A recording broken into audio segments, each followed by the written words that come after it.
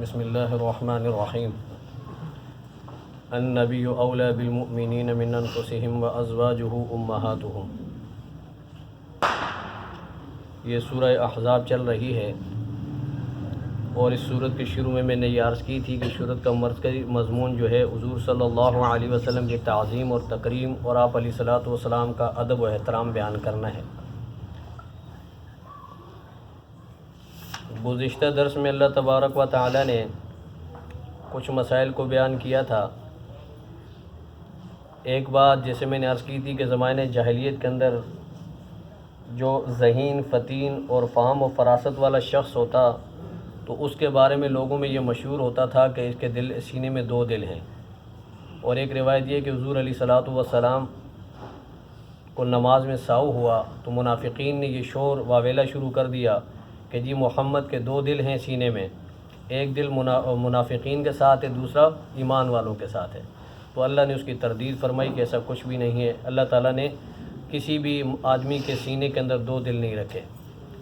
پھر دوسرا مسئلہ یہ تھا کہ اس زمانے میں زہار یعنی بیوی کو اپنی ماں کی کسی عضو خاص کے ساتھ جس پہ یعنی کہ جو اعضائے مستورہ ہیں ان کے ساتھ تشبیہ دے دی، یہ کہہ دیا کہ تو میری ماں کی پیٹھ کی طرح ہے، میری ماں کے پیٹ کی طرح ہے، میری ماں کی ران کی طرح ہے، تو اس کو زہار کہا جاتا تھا۔ تو یہ زہار کرنے کے بعد وہ لوگ اپنی بیوی کو ہمیشہ کے لیے حرام سمجھتے تھے کہ اب یہ بیوی جو ہے ہمارے نکاح سے نکل گئی۔ تو اللہ نے اس کا بھی رد فرمایا کہ نہیں، اللہ تبارک و تعالیٰ نے تمہاری بیویوں کو جن کے ساتھ تم نے زہار کیا ان کو تمہاری مائیں نہیں بنایا، وہ تمہاری مائیں نہیں ہیں، مائیں تمہاری وہی ہیں جنہوں نے تمہیں جنم دیا، جن سے تم پیدا ہوئے ہو۔ پھر آگے اللہ تبارک و تعالیٰ نے متبنہ کے بارے میں بھی حکم فرمایا۔ متبنہ منہ بولا بیٹا لپالک، اس کے متعلق زمانے جاہلیت کے اندر یہ چیز ہوتی تھی کہ جس کو متبنہ بنا لیا، لپالک بنا لیا تو اس کو وراثت میں بھی شامل کرتے تھے اور اس کی بیوہ یا اس کی منکوحہ جو عورت ہوتی ہے اس کے ساتھ نکاح بھی حرام سمجھتے تھے۔ تو اللہ نے اس کا بھی یعنی کہ جواب دیا کہ تمہارے بیٹے وہی ہیں جو تمہارے نطفے سے پیدا ہوئے ہیں، متبنہ لپالک جو ہے یہ تمہارے بیٹے نہیں، وہ تمہاری وراثت میں شامل نہیں ہیں، یہ تمہارے اپنے منہ سے کہی ہوئی باتیں ہیں، اللہ تبارک و تعالیٰ کے ہاں اور شریعت کے ہاں اس کی کوئی وقعت نہیں۔ اصل بات حق بات وہی ہے جو اللہ فرماتے ہیں کہ یہ نہ تمہارے بیٹے ہیں، اور بیوی کو یعنی کہ ماں کی طرح کہہ دینے سے، ماں کے پیٹ کی طرح تشبیہ دینے سے وہ تمہاری ماں نہیں بنتی۔ واللہ یقول الحق، یہی بات حق ہے اور سچ ہے جو اللہ نے کہی، اور اللہ تعالیٰ سیدھے راستے کی طرف رہنمائی فرماتے ہیں۔ پھر آگے اللہ نے حکم دیا کہ ان کو آپ پکاریں ان کے باپوں کی طرف، یہی اللہ تبارک و تعالیٰ کو پسندیدہ ہے۔ فرمایا کہ اگر آپ ان کے باپ کا نام نہ جانتے ہوں تو وہ تمہارے بھائی ہیں دینی، ٹھیک ہے، اور تمہارے دوست ہیں، ان کو بھائی کہہ کر پکارو، دوست کہہ کر پکارو۔ ہاں اگر غلطی سے کوئی ایسا کام کر دے تو اس پر کوئی مواخذہ نہیں، لیکن جان بوجھ کر کریں گے تو اس پر پکڑ ہے، اور پھر توبہ کا دروازہ اللہ نے کھلا رکھا ہے، اللہ غفور الرحیم ہے، معاف کرنے والے ہیں۔ اب اسی سلسلے میں آج کی جو آیت ہے، حضور صلی اللہ علیہ وسلم کو ایمان والوں کے جانوں پر پورا کا پورا تصرف حاصل ہے۔ آپ علیہ الصلوۃ والسلام ایمان والوں کی جان پر ان سے زیادہ یعنی کہ اختیار رکھتے ہیں۔ اس مسئلے کو بیان کیا ہے، النبی اولی بالمؤمنین من انفسهم وازواجہ امہاتہم، نبی زیادہ قریب ہے، زیادہ حق رکھتا ہے، زیادہ اختیار رکھتا ہے ایمان والوں پر، من انفسہم ان کے اپنی جانوں سے، وازواجہ اور نبی کی بیویاں، امہاتہم امت کی کیا ہیں؟ مائیں ہیں۔ اب یہاں یہ بات سمجھ لیں، انسان کا سب سے قریبی رشتہ جو ہے، سب سے قریبی رشتہ وہ انسان کا اپنا نفس ہوتا ہے۔ کیا ہوتا ہے جی؟ نفس۔ نفس کے بعد دوسرا قریبی رشتہ ماں باپ کا ہوتا ہے، پھر اس کے بعد اولاد کا ہوتا ہے، بیوی ہے، دوسرے عزیز و اقارب رشتہ دار ہیں۔ تو شریعت کی روح سے ان تمام رشتوں سے زیادہ حضور علیہ الصلوۃ والسلام کے ساتھ ایمان والوں کا تعلق ہونا چاہیے، محبت ہونی چاہیے۔ یہ ایمان کی تکمیل کی علامت ہے۔ اگر کسی شخص کو حضور علیہ الصلوۃ والسلام سے اتنی محبت نہ ہو کہ اپنے والدین سے، اپنی اولاد سے، اپنی بیوی سے اور تمام لوگوں سے زیادہ محبت نہ ہو تو اس کا ایمان مکمل نہیں ہوگا۔ حدیث میں اللہ کے نبی نے فرمایا لا یؤمن احدکم حتی اکون احب الیہ من والدہ و ولدہ والناس اجمعین، سب سے زیادہ ہونا چاہیے۔ حضرت عمر رضی اللہ تعالیٰ حضور علیہ السلام کے پاس آئے اور فرمایا کہ اللہ کے نبی، مجھے آپ جو ہے نا ساری دنیا سے زیادہ آپ صلی اللہ علیہ وسلم سے محبت ہے اور آپ کو میں چاہتا ہوں، لیکن اپنے نفس کے بارے میں حضرت عمر نے تذکرہ نہیں کیا۔ تو اللہ کے نبی نے فرمایا کہ عمر، جب تک تجھے میں اپنے نفس سے بھی زیادہ عزیز نہ ہو جاؤں نا، اس وقت تک تیرا ایمان کامل نہیں ہوگا۔ حضرت عمر نے فوراً جملہ ادا کیا کہ اللہ کے نبی، آپ مجھے اپنے نفس سے بھی زیادہ، اپنی جان سے بھی زیادہ عزیز ہیں۔ فرمایا کہ اب تیرا ایمان مکمل ہو گیا۔ تو حضور علیہ السلام یہ جتنے بھی رشتے نا، جو رشتے میں نے گنوائے، فرمایا کہ حضور علیہ السلام کے ساتھ جو تعلق ہے ایمان والوں کا نا، وہ ان تمام چیزوں سے زیادہ ہونا چاہیے۔ ماں باپ کی وجہ سے انسان کو جسمانی وجود ملتا ہے، اور نبی کی وجہ سے اللہ تبارک و تعالی انسان کو روحانی وجود عطا فرماتے ہیں۔ ماں باپ کی وجہ سے انسان کو یہ زندگی ملتی ہے جو دنیاوی زندگی ہے، اور نبی کی وجہ سے انسان کو ابدی زندگی ملتی ہے۔ نبی ظاہر بات ہے آخرت کے بارے میں معلومات دیتا ہے، اللہ کا تعارف کرواتا ہے، اور آخرت کے بارے میں انسان کو متنبع کرتا ہے۔ تو نبی کے ساتھ یعنی کہ تعلق ہمارا زیادہ ہونا چاہیے۔ اور پھر اس کی آپ مثالیں اگر اٹھا کر دیکھیں نا، تو صحابہ کرام کی زندگیوں کے اندر یہ چیز ہمیں سب سے اعلیٰ مقام پر نظر آتی ہے۔ صحابہ کرام نے کسی موقع پر بھی ایسا نہیں ہوا کہ کبھی یعنی کہ وہ اس معاملے میں چونک کے ہوں کہ یار میری جان کو خطرہ ہے، میری بیوی بچوں کو خطرہ ہے، یہ میرے فلاں کو خطرہ ہے، ٹھیک ہے نہیں، حضور علیہ السلام کی ذات مقدم رکھتے تھے۔ وہ سب کچھ لوٹا دیں گے، سب کچھ قربان کر دیں گے، سب کچھ کھو سکتے ہیں، لیکن حضور کا دامن نہیں کھو سکتے، یہ ان کی شان ہوا کرتی تھی۔ علماء نے ایک واقعہ لکھا، ایک بزرگ تھے، وہ اکثر اللہ تبارک و تعالیٰ کی بارگاہ میں شکوہ کیا کرتے تھے کہ اے اللہ، تو نے مجھے صحابہ کے دور میں کیوں نہیں پیدا کیا، صحابہ کے دور میں کیوں نہیں پیدا کیا۔ تو اللہ تبارک و تعالیٰ نے ایک رات ان کو یہ منظر خواب میں دکھایا، اور اللہ نے اس کو بتانا چاہا کہ اس لیے تجھے پیدا نہیں کیا۔ اس شخص بزرگ جو خواب دیکھتے ہیں، اور خواب میں جو ہے یہ بزرگ جو ہیں بس چلا رہے ہیں، اب بس کی ڈرائیورنگ سیٹ پر بیٹھے ہوئے، اسٹیئرنگ ان کے ہاتھ میں ہے، اور پیچھے جو ہے حضور علیہ السلام بھی تشریف فرمائے، بڑے بڑے اکابر صحابہ کرام بیٹھے ہوئے۔ اب چلتے چلتے بس نے جو ہے اترائی میں اترنا تھا کہ بس کی دونوں بریکیں جو بریک فیل ہو گئی، اب بس کی بریک کام ہی نہیں کر رہی۔ اب اس شخص نے کہا کہ جی حضور علیہ السلام کی جان کو خطرہ ہے، اب گاڑی کی بریک تو لگ نہیں رہی، اب کیا کریں۔ اب یہ شور مچا رہا تھا۔ اب اس نے جو ہے بس جیسے نیچے اترائی میں اترنے لگی تو یہ اترا، چھلانگ مار کے کوئی پتھر وغیرہ لے کے آئے تاکہ بس کے ٹائر کے نیچے رکھے، بس رک جائے۔ اب جب یہ پتھر لے کے آیا نا، بڑا پتھر تاکہ ٹائر کے نیچے رکھے، جب اس نے منظر دیکھا تو بڑا حیران ہوا کہ صحابہ کرام نے اپنے سر دیے ہوئے تھے ٹائروں کے نیچے، ٹھیک ہے نا جی۔ تو اللہ نے فرمایا کہ اس لیے تجھے میں نے صحابہ کے دور میں پیدا نہیں کیا، جب میرے نبی کی جان کو خطرہ آیا تو پتھر کے پیچھے گیا، صحابہ نے اپنے سر دے دیے تھے، ٹھیک ہے نا جی۔ تو صحابہ جو ہے اس بارے میں جو ہے بہت اعلیٰ مقام رکھتے ہیں۔ حضرت حمزہ رضی اللہ تعالی عنہ، انہوں نے اپنے 4 جوان بیٹے شہید کروائے۔ ایک خاتون غزوہ احد میں جب حضور علیہ السلام کا سنا کہ آپ علیہ السلام یعنی کہ شہید ہو گئے، یہ خبر پھیلی، تو وہ خاتون جو ہے دوڑتی چلی جا رہی ہے۔ کسی نے روکا، کہا کہ جی تیرا بیٹا فوت ہو گیا، شہید ہو گیا۔ اس نے کہا مجھے بیٹے کی پرواہ نہیں۔ کسی نے کہا تیرا شور مارا گیا، اس نے کہا شور کی پرواہ نہیں۔ کسی نے کہا تیرا بھائی مارا گیا، اس نے کہا بھائی کی پرواہ نہیں ہے۔ کہا کہ بتاؤ میرے نبی کیسے ہیں۔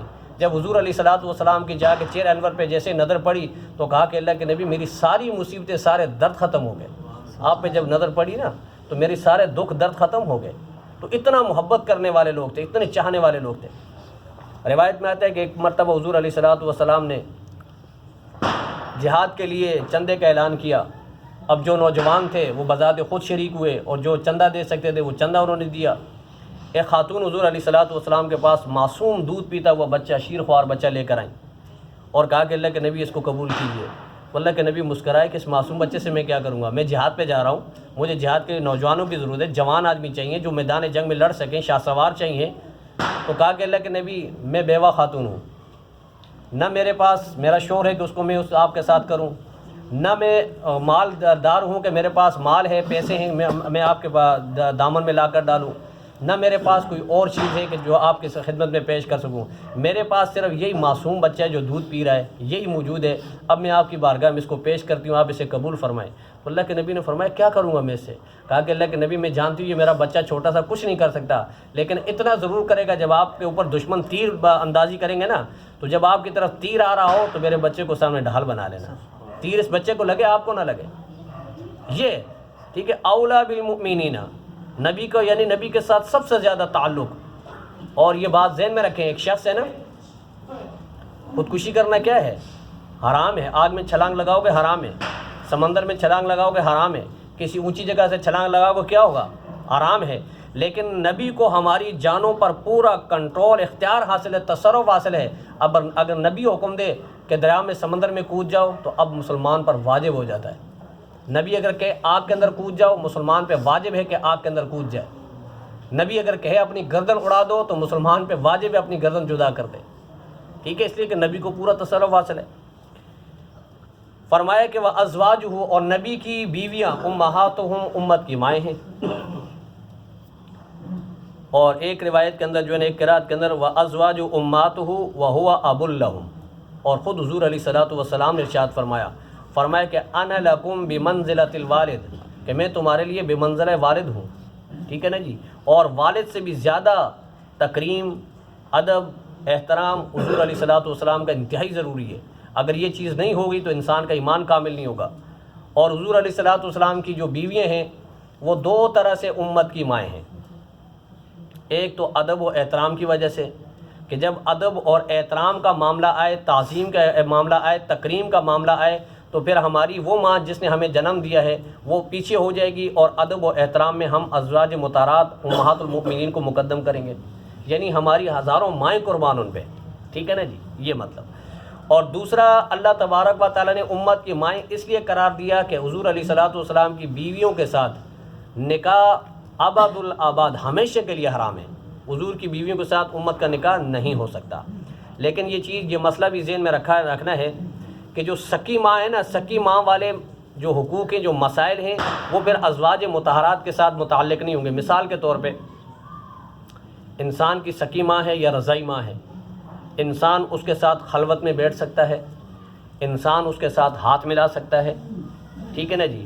لیکن ازواج مطہرہ جو حضور کی بیوی ہیں، ان کے ساتھ خلوت میں بیٹھنے کی اجازت بھی نہیں، ان کے ساتھ ہاتھ ملانے کی بھی امت کو اجازت نہیں ہے.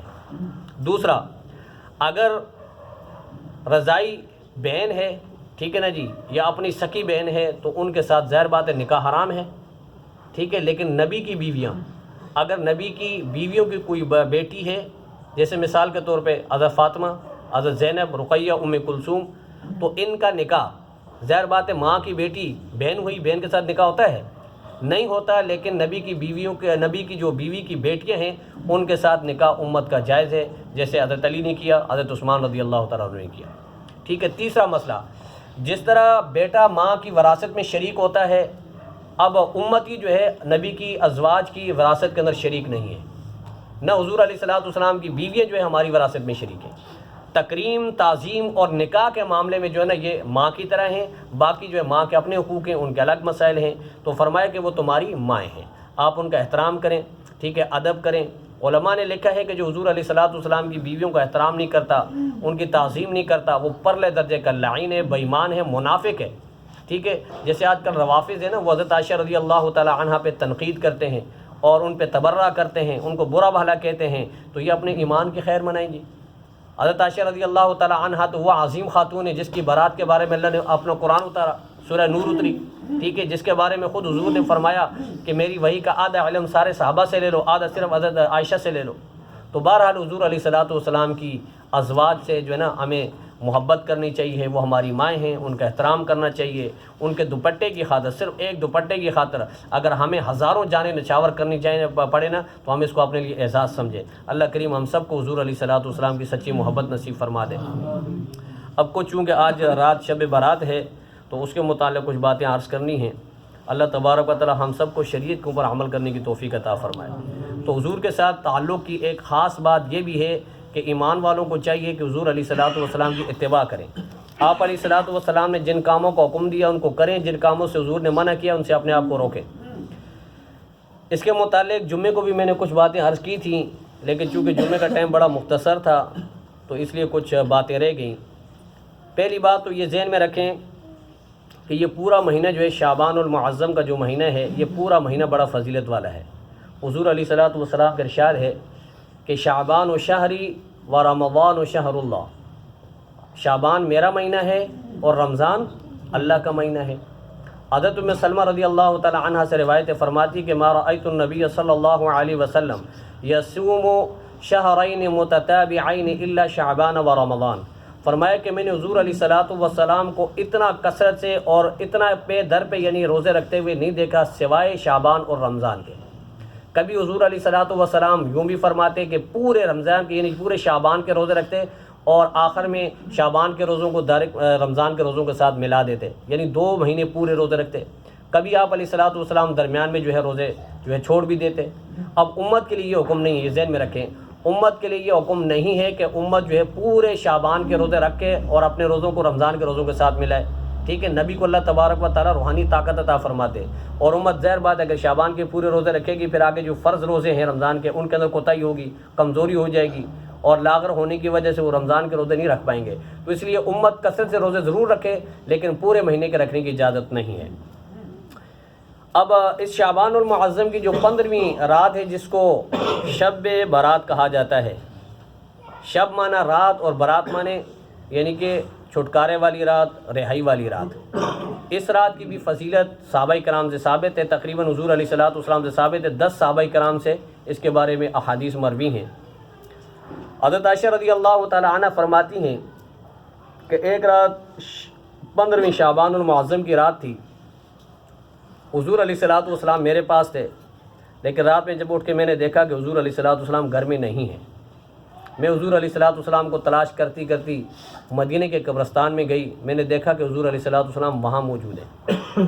تو آپ علیہ الصلوۃ والسلام نے فرمایا کہ عائشہ تم کیا سمجھتے ہو کہ ہم نے تم پر ظلم کیا؟ تو حضرت عائشہ نے فرمایا کہ اللہ کے نبی میں تو یہ سمجھی کہ آپ کسی دوسری ازواج مطہرات کے پاس چلے گئے ہیں۔ تو کہا کہ ایسا نہیں ہے۔ پھر اللہ کے نبی صلی اللہ علیہ وسلم نے فرمایا کہ عائشہ جانتی ہو اس رات کے اندر اللہ تبارک و تعالی بنی آدم کے بنو کلب قبیلہ ہے اس کی بکریوں کے بالوں کے برابر جو ہے بنی آدم کی جو ہے مغفرت فرماتے ہیں۔ ٹھیک ہے، پھر اس کے بعد حضور علیہ الصلوۃ والسلام نے حضرت عائشہ سے پوچھا هل تدرین ما فی هذه اللیلہ، کیا تم جانتی ہو کہ اس رات میں کیا ہوتا ہے؟ تو حضرت عائشہ رضی اللہ تعالی عنہ نے فرمایا کہ ما فیہا یا رسول اللہ، اے اللہ کے رسول آپ خود ہی بتا دیجیے اس رات میں کیا ہوتا ہے۔ تو اللہ کے پیارے حبیب صلی اللہ علیہ وسلم نے فرمایا فیہا ان یکتب کل مولود بنی آدم فی هذه السنہ، فرمایا کہ اس رات کے اندر ہر یعنی اس رات سے لے کر اگلے یعنی کہ شعبان تک جو پورا سال ہے نا، اس سال کا پورا یعنی کہ ڈیٹا اللہ تبارک و تعالیٰ ان بچوں کا جو بچے سال پیدا ہونے والے ہیں ان کے نام اللہ تبارک و تعالیٰ لکھ کر فرشتوں کے حوالے کر دیتے ہیں۔ ٹھیک ہے، فرمایا کہ فیہا کل حالک بنی آدم فی هذه السنہ، جن لوگوں نے مرنا ہے یعنی اس شب برات سے لے کر اگلی شب برات تک ایک سال کے اندر جن لوگوں نے مرنا ہے ان تمام کے نام لکھ کر فرشتوں کے حوالے کر دیے جاتے ہیں۔ فرمایا کہ فیہا ترفع اعمالہم، تمہارے اعمال اللہ تبارک و تعالیٰ کے ہاں پہنچتے ہیں۔ ٹھیک ہے، وتنزل ارزاقہم، اور تمہارے لیے اللہ تبارک و تعالیٰ کی طرف سے رزق نازل ہوتا ہے۔ تو گویا اس رات کے اندر اللہ تبارک و تعالیٰ پورے سال کا جو پروگرام ہوتا ہے وہ فرشتوں کے حوالے کرتے ہیں، اس میں کس نے پیدا ہونا ہے، ٹھیک ہے، کس نے مرنا ہے، کس کو کتنا رزق ملے گا، یہ ساری چیزیں۔ اور ایک اور روایت کے اندر حضرت علی رضی اللہ تعالیٰ عنہ سے روایت ہے، حضرت علی فرماتے کہ حضور علیہ الصلوۃ والسلام اذا كانت لیلۃ النصف من شعبان، جب شعبان کی 15ویں شب آتی نا حضور علیہ الصلوۃ والسلام فقوموا لیلہا وصوموا یومہا، حضور علیہ الصلوۃ والسلام اس رات کا قیام کرتے اور دن کا روزہ رکھتے، اور فرمایا کہ اس رات کے اندر اللہ تبارک و تعالی غروب شمس سے لے کر ٹھیک ہے صبح تک یعنی فجر تک جو ہے اللہ تبارک و تعالی آسمان دنیا پر تشریف لاتے ہیں، اور اللہ تبارک و تعالی کی طرف سے اعلان ہوتا ہے، فرمایا کہ اعلیٰ من مستغفر، ہے کوئی اپنی بخشش طلب کرنے والا گناہگار جس نے سارا سال گناہوں کے ساتھ معصیت کے ساتھ اپنے دامن کو کالا کیا ہو، وہ جو ہے گناہوں کی دلدل میں پھنسا ہوا ہو، فرمایا کہ ہے کوئی ایسا جو اپنے گناہوں کی معافی طلب کرے فاغفر له، کہ میں اس کے گناہوں کو معاف کر دوں۔ اعلیٰ من مسترزق، فرمایا کہ ہے کوئی روزی کا متلاشی جس کی روزی تنگ ہے، حالات خراب ہیں اور فقر و فاقہ کی زندگی بسر کر رہا ہے، وہ میرے سامنے آ کر سوال کرے اور اس کو میں فارزقہ، اس کا روزی میں جو ہے وافر کر دوں، اس کی روزی کشادہ کر دوں۔ فرمایا کہ اعلیٰ حل من مبتلا، ہے کوئی مصیبت زدہ جو مصیبت کے اندر گرفتار ہے، بیمار ہے یا کسی اور مصیبت کے اندر گرفتار ہے، اللہ فرماتے کہ وہ مجھ سے مانگے میں اس کی مصیبت کو دور کر دوں۔ فرمایا کہ یہ سلسلہ صبح فجر تک چلتا رہتا ہے، اللہ تبارک و تعالیٰ کی طرف سے اعلان ہوتا رہتا ہے۔ لیکن میرے عزیز دوستو یاد رکھیں، اتنی عظیم الشان رات ہے، اللہ تبارک و تعالیٰ معافی کا اعلان کرتے ہیں اور بندوں کے گناہوں کو معاف فرماتے ہیں، بندوں کے رزق کا معاملہ آسان کرتے ہیں، مصیبتیں دور کرتے ہیں۔ لیکن یہ بھی حدیث جمعے کو بھی میں نے آپ حضرات کو بتایا تھا، جمعے کے بیان کے اندر بھی بتایا تھا کہ حدیث کے اندر اللہ کے نبی صلی اللہ علیہ وسلم کا یہ بھی ارشاد ہے، فرمایا کہ میرے پاس جبرائیل علیہ السلام آئے اور جبرائیل نے آ کر مجھے کہا کہ اے اللہ کے نبی آج جو ہے لیلۃ النصف من الشعبان، شعبان کی 15ویں رات ہے، ٹھیک ہے نا جی۔ اور پھر فرمایا کہ اللہ تبارک و تعالیٰ اس رات کے اندر نا وَلِلَّهِ فِيهَا عُتَقَاءُ مِنَ النَّارِ، اللہ تبارک و تعالیٰ کثرت سے اس رات کے اندر لوگوں کو جہنم سے خلاصی عطا فرماتے ہیں، بعدد شعور غنم بنی کلب، بنو کلب کی بکریوں کے بالوں کے بقدر اللہ تبارک و تعالیٰ لوگوں کو جہنم سے نکالتے ہیں، خلاصی عطا فرماتے ہیں۔ لیکن فرمایا کہ اے اللہ کے نبی کچھ بد نصیب ایسے ہیں جو اس رات کے اندر بھی محروم رہتے ہیں۔ فرمایا وہ کون کون ہے؟